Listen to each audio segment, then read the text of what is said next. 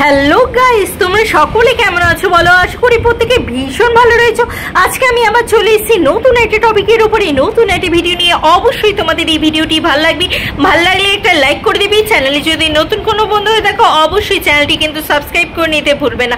তো চলো আজকে মূল ভিডিওতে ঢুকে পড়ি এবং মূল ভিডিওটি কি বিষয়ের উপরে সেই বিষয়টিও তোমাদেরকে জানিয়ে দিই। এই দুদিন ধরে খুব পুচু নাটক হচ্ছে, চারিদিকে শুধু প্রচুর নাটক হচ্ছে। পুচু মানে কি সেটা কি তোমরা জানো? হ্যাঁ, পুচু একটা নাম।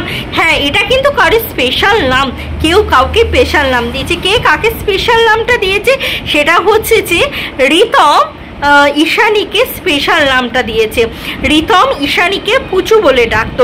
তোমরা কি দেখেছো দুদিন আগে রিতম যে ভিডিওটি করেছিল, লাইভটা করছিল রাত্রিবেলায়, যখন একটা অনুষ্ঠান বাড়িতে গিয়েছিল, ফেরার পথে তারা স্টেশনের মধ্যে একটা লাইভ করছিল। এদিক থেকে রিমিও করছিল, ওদিক থেকে রিতমও করছিল, দুজনে কিন্তু দু তরফ থেকে লাইভ করছিল। সেই সময় রিতম কিন্তু কি করেছে সেটা কি তোমরা দেখেছো? সেখানে যখন রিমি বলে যে ঈশানী এরকম কথা বলেছে, ঈশানীকে আমি ন্যাড়া করে দেবো, যা হোক ওর মনের ভারাসটা তোমাদের সকলের সামনে প্রকাশ করেছে। সেখানে এসে যখন রিতম জানতে পারলো যে তার সম্বন্ধে, অর্থাৎ তার ঈশানীর সম্বন্ধে বাজে কথা বলা হচ্ছে, তখনও কি বললো না তুমি ওর জন্য কিছু বাজে কথা বলবে না, সেও তোমার জন্য বাজে কথা বলবে। দেখো রিতম, তোমাকে একটা কথা বলি, তোমার ঈশানী তোমার কত কথা শোনে দেখো, তারপরেই তুমি দেখেছো একটা লাইভ করেছে, সেই লাইভে কিন্তু রিমিকে কিন্তু তুলোধনা করেছে, যা নয় তাই বলেছে। সেটা কি তুমি দেখেছো? একটা কথা বলি, কে নিয়েছে সেটা কি তুমি নিজেও জানো না? যদি ঈশানী সত্যিই ভালোবাসতো বা সত্যিই ভালো করতো, তাহলে সে 17 দিন সংসার করে কিন্তু চলে যেত না, সে কিন্তু সেখানেই থাকতো।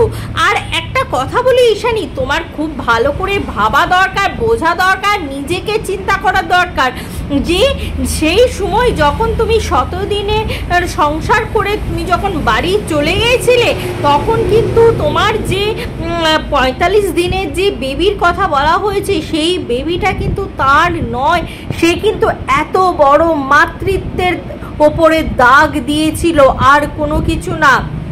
সে কিন্তু তোমার মাতৃত্বের ওপরে সন্দেহ প্রকাশ করেছিল। এটা মেয়েদের কাছে সবচেয়ে বড় লজ্জার, অপমানের। সেখানে কোনো ভালোবাসায় খাটে না।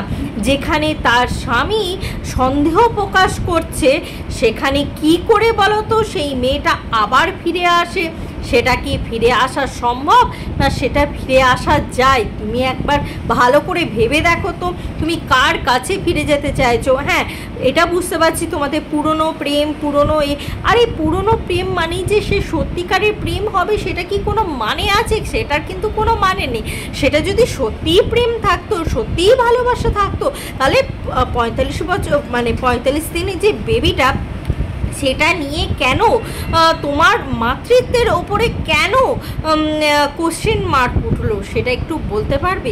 কিন্তু এখানে দেখো এই সমস্ত ব্যাপার নিয়ে আমি খাটতে চাই না, কিন্তু তোমার যা উদ্দীপনা বা ঔদ্ধত্য দেখছি, সেই ঔদ্ধত্যতে আমার মনে হয় যে রাশ টানাটা উচিত। সেই জন্যেই কিন্তু আমি এই কথাগুলো তোমাকে টেনে আনলাম, যে পাত্রটা তুমি ছেড়ে এসেছিলে এবং সেই সময় ছেড়ে আসার কারণগুলোও তুমি ভেবে দেখো, যে তোমাকে কি বলা হয়েছিল, তোমার জন্য কি অপবাদ লাগানো হয়েছিল।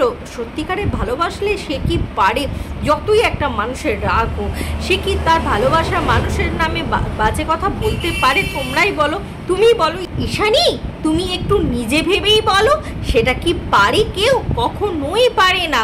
তারপরে আর একটা কাণ্ড কি তুমি দেখেছো ঈশানী? রিমির যখন বেবিটা হলো, তখন কিন্তু এই রিতম কিন্তু বলেছিল যে এটা তার ছেলে, এটা তার সন্তান, যেই আসুক, ছেলে আসুক মেয়ে আসুক, যেই আসুক না কেন, সেটা তার সন্তান বলেছিল। রিমির মাতৃত্বের উপরে কিন্তু কখনোই কিন্তু কোশ্চেন মার্ক কিন্তু করেনি। হাজার জনের সাথে ওকে কখনো কখনো নিতম বলে ও তো এইসব ছাড়া পারেই না, থাকতে পারে না, কিন্তু কখনো কিন্তু তার মাতৃত্বের ওপরে কিন্তু দোষ দেয়নি বা জিজ্ঞাসা চিহ্ন দেয়নি বা সন্দেহ প্রকাশ করেনি, যেটা তোমার ক্ষেত্রে হয়েছিল। তুমি ভুল করেছো, তোমাকে বারবার করে বলছি তুমি শুধরে যাও, তুমি সামলে যাও, তুমি এইভাবে উদ্ধত্ত করো না। 3টে জীবনকে বাঁচতে দাও, তুমিও ভালো করে বাঁচো আর দুজনও যারা আছে তারাও বাঁচো। তোমরা মোহের মধ্যে পড়ে আছো, আর কোনো কিছু না। যদি সত্যি তোমরা ভালোবাসতে না একে অপরকে, তাহলে অপেক্ষা করতে, ভালোবাসা অপেক্ষা করতে শেখায়, আর মোহ কাছে আসতে শেখায়, আর কোনো কিছু না। তোমাদের মধ্যে মোহ কাজ করছে, সেই জন্য তোমরা এত নিজেদেরকে কন্ট্রোল করতে পারো না, নিজেদেরকে কাছে আসার জন্য নিজেরা ব্যতীত হয়ে যাও। কি আছে, দেরি হোক, সবর করো। এগুলো উচিত না।